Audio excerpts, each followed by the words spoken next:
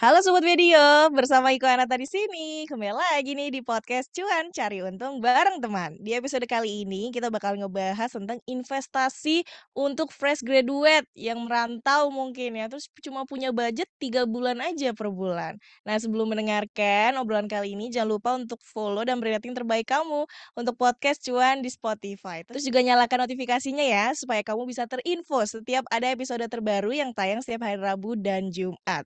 Follow juga @medio by KG Media atau kirimkan saran di email podcast@kgmedia.id kalau misalnya kamu punya pertanyaan ya tentang finansial.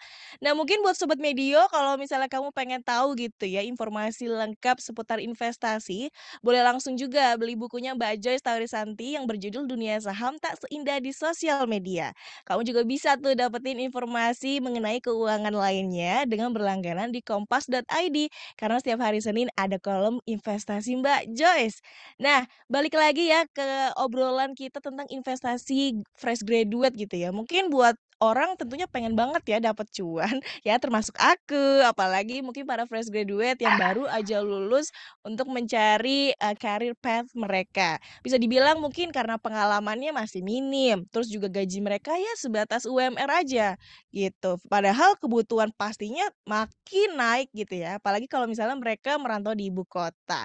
Nah, mungkin buat nyari-nyari pundi-pundi rupiah gitu ya, padahal kadang beberapa fresh graduate masih bingung, kira-kira bisa nggak ya dengan, penghasilan UMR ini fresh graduate bisa berinvestasi? Terus jenis-jenis apa aja? Mending kita langsung tanya aja ke Mbak Jas Tarisanti, Certified Financial Planner, jurnalis harian Kompas di kompas.id dan penulis. Hai Mbak Joyce, apa kabar? Hai Iko, apa kabar? Apa kabar teman-teman semua? Sehat kan?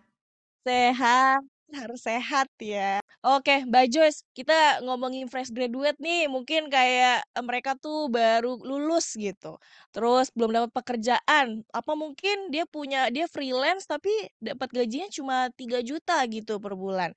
Sebenarnya boleh nggak sih nih Mbak Joyce kasih tahu lagi gitu, diingetin lagi buat anak-anak muda sekarang, apa sih manfaat, investasi yang bisa dirasakan buat fresh graduate, buat jangka panjang dan jangka pendeknya? Nah, kalau manfaatnya kok kita jangan mikir cuannya dulu, setuju nggak? Iya. Manfaat manfaat non materi banyak nih sebenarnya Iko dan teman-teman manfaat non materinya. Kalau cuannya ya entar dulu ya, kita omongin ntar belakangan. Nih non materinya dulu. Kita tuh sebelum dapat cuan, yang itu kita bisa memiliki kebiasaan yang baik Iko dan teman-teman. Yaitu kita bisa menunda keinginan, menahan keinginan. Misalnya kita pengen beli ini, pengen beli gadget baru ya enggak sih? Tapi duit baru Iya. segini, ya udah kita tunda dulu lah. Kita lebih baik sisihkan untuk yang lain. Nah, kedua juga kita tuh lebih cepat, lebih baik untuk berinvestasi di awal-awal nih. Nah, ini kok dan teman-teman kita juga mempunyai manfaat lain yaitu kebiasaan menyisihkan uang. Ini kan sebuah kebiasaan harus dipupuk dari awal. Lebih cepat, lebih baik. Tentunya dalam jangka panjang, baru kita ngomongin cuannya nih, asetnya teman-teman yang lebih dahulu berinvestasi, asetnya itu akan lebih banyak ketimbang teman-teman yang sama sekali tidak berinvestasi. Iya. Nah, untuk mencapai banyak investasi ini tentu kan harus ada habit, ada kebiasaan, ada mindset. Nah, itu kok yang menurut aku walaupun teman-teman gajinya baru 3 jutaan, katakanlah ya baru sedikit, mungkin teman-teman bilang, aduh gaji 3 juta kita bisa investasi apa sih? Atau masa sih harus sudah investasi dan gaji segini bisa nggak sih? Ini teman-teman punya gitu ya. Nah, pertama kita bongkar mindsetnya dulu nih Iko dan teman-teman.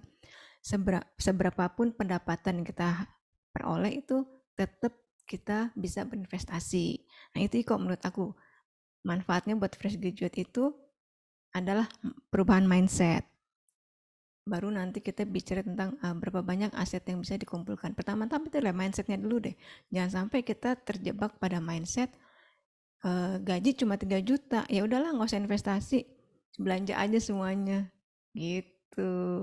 Karena yang tadi Mbak Jos bilang ya, mindset. Nah, mindset ini kan nggak banyak orang, punya gitu ya, karena apalagi ketika kita punya mindset juga pasti mengelola keuangannya misalkan yang punya 100 juta, kalau dia bisa mengelolanya dengan cara mindset yang baik, berarti bisa aja lebih banyak dari 100 juta dibanding orang yang punya 100 juta tapi tidak punya mindset untuk mengelola keuangan, begitu ya, Mbak Jess ya?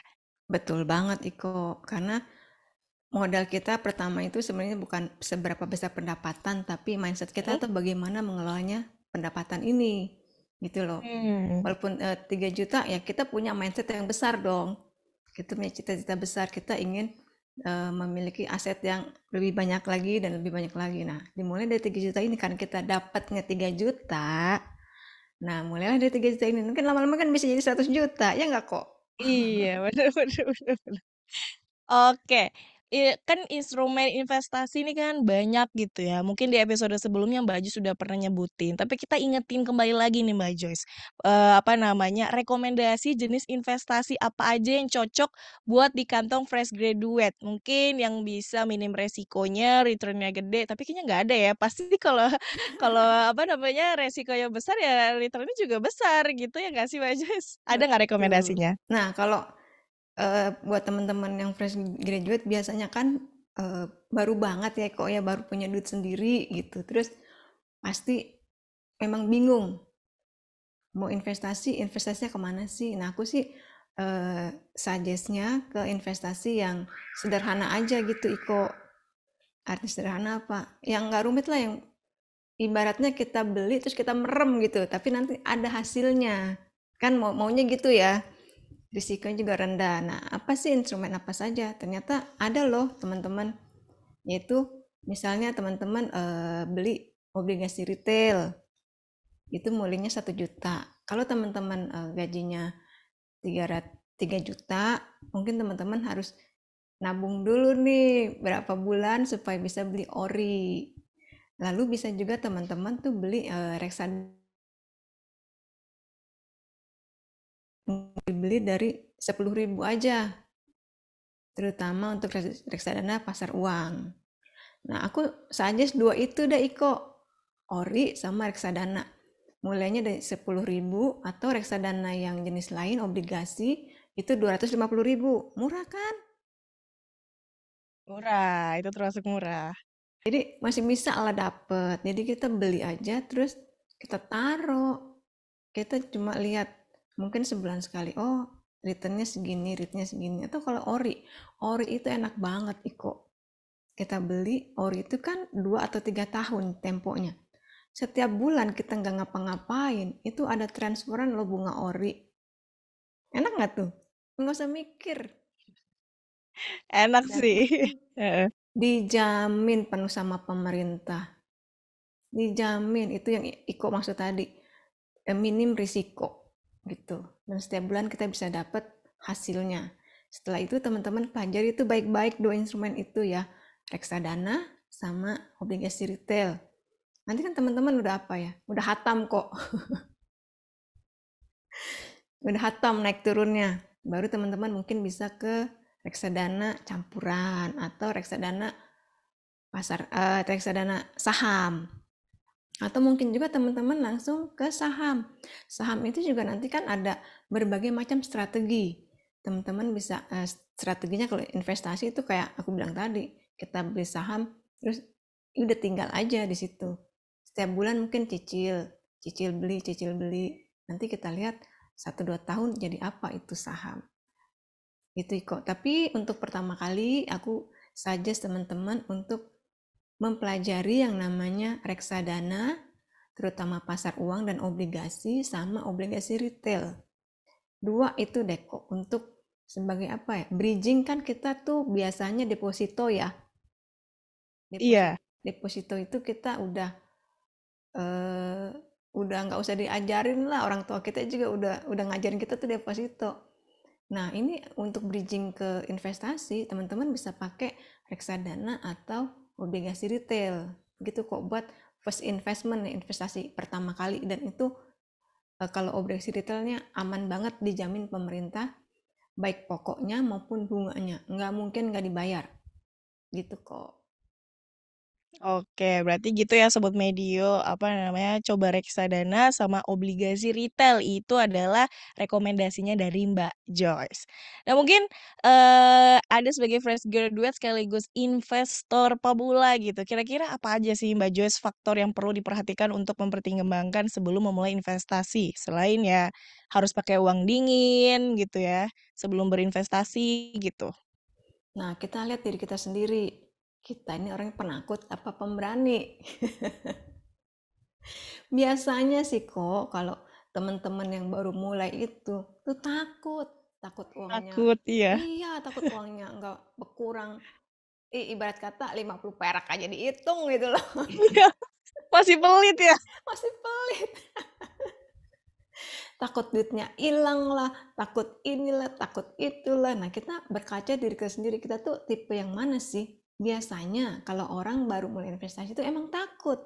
Karena dia belum punya pengalaman, belum punya tahu lah apa seluk-beluknya di dunia investasi itu dia pasti kan belum paham ya. Karena baru pertama kali. Nah, itu tadi makanya aku suggest teman-teman ke dua produk itu kok yang tadi tuh reksadana sama obligasi retail. Nah, setelah teman-teman makin lama pasti itu makin berani dan makin naik kelas. Nanti yang pemula itu akan masih takut, masih ragu-ragu. Seiring dengan perjalanan waktu, teman-teman akan jadi lebih dewasa dalam berinvestasi. Kan sama seperti teman-teman waktu masuk TK. Takut kan waktu masih masuk kelas pertama kali? Iya, takut ditinggal, takut sendiri, gitu-gitu Iya, ya? betul. Tapi kan ketika kita sudah punya teman, kita makin comfort kan, makin nyaman di kelas itu. Sama seperti investasi. Ketika teman-teman sudah kecebur nih investasi, taruhlah teman-teman beli reksadana atau beli obligasi retail. Terus teman-teman makin sering baca nih soal investasi. Oh, begini, begini, begini. Terus nanti teman-teman akan naik kelas. Seiring dan perjalanan waktu akan naik kelas. Teman-teman akan mencari investasi lain yang lebih menantang. Jadi profil risikonya tuh bisa berubah ikut berinvestasi di dunia investasi ini sudah tahu seluk-beluknya, tentu akan naik kelas. Jadi akan lebih berani lagi. Nanti misalnya teman-teman merasa, oh kok kalau di obligasi hasilnya cuma 5% ya setahun. Coba kalau aku beli saham, bisa nggak dapat dividennya lebih dari 5%? Oh ternyata ada dividen saham yang memberikan dividen 6%. Nah itu profil risiko kita jadi beda tuh kok. Sudah lebih berani lagi, sudah naik kelas. Karena profil risiko itu tidak selama-lamanya tetap.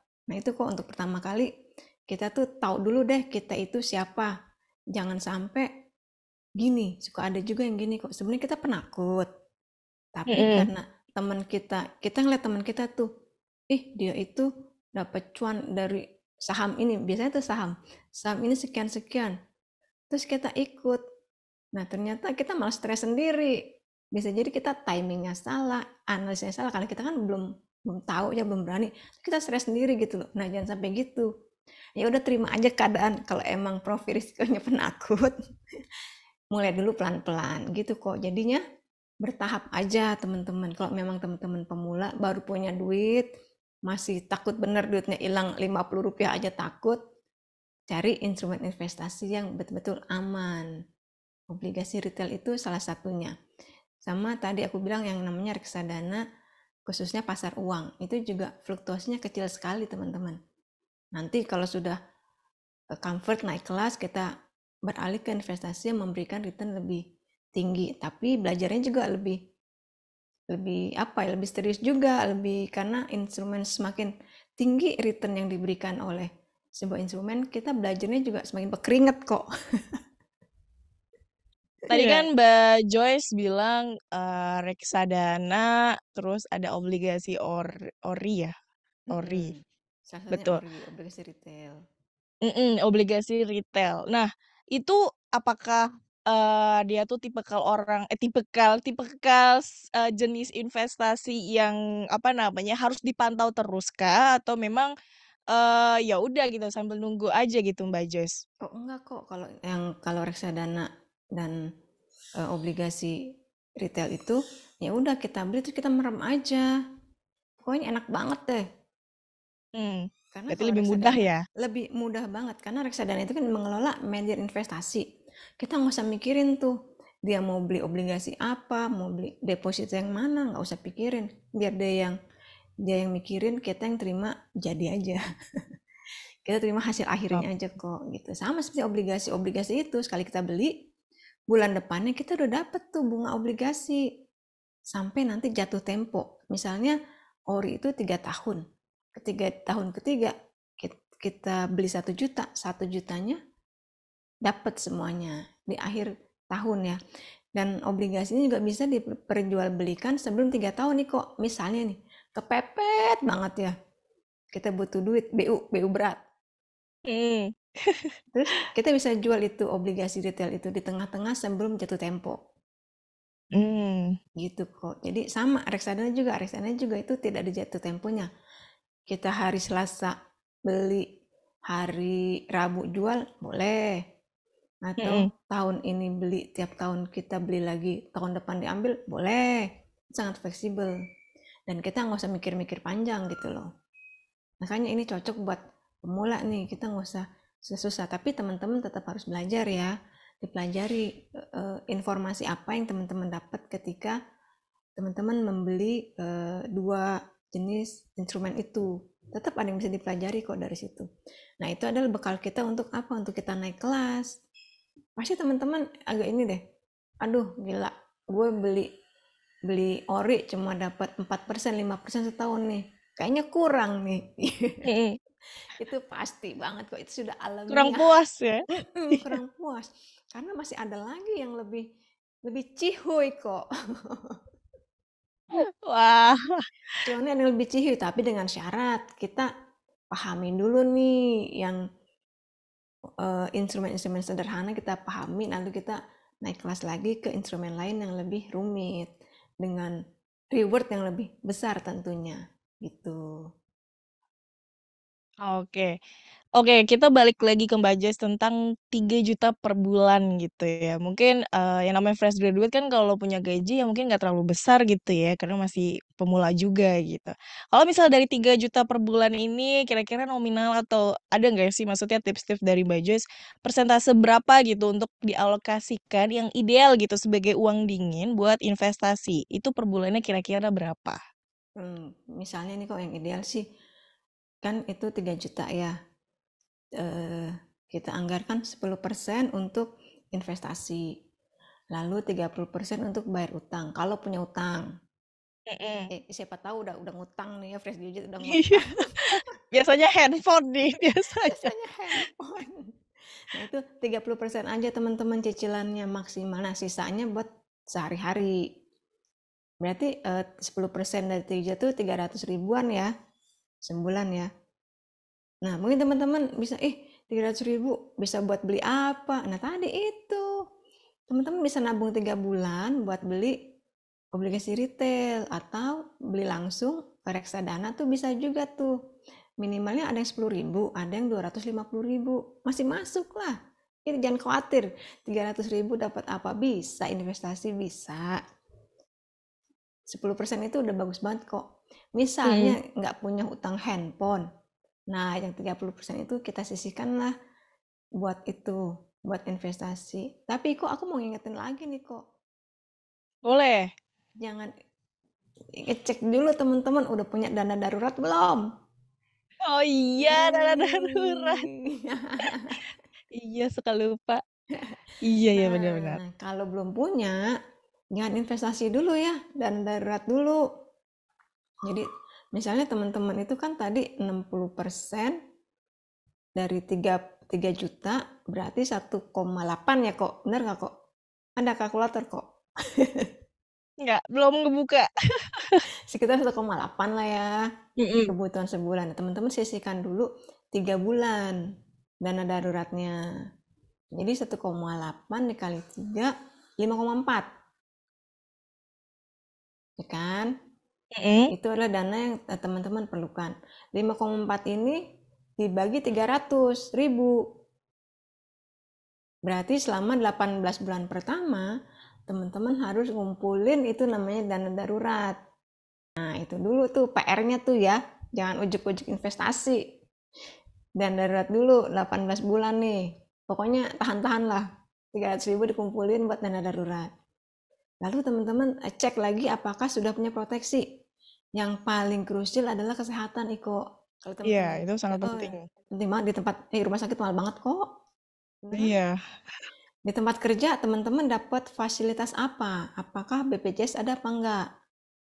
Kalau BPJS ada berarti aman dong. Berarti sudah ada yang menanggung kesehatan ya. Iya.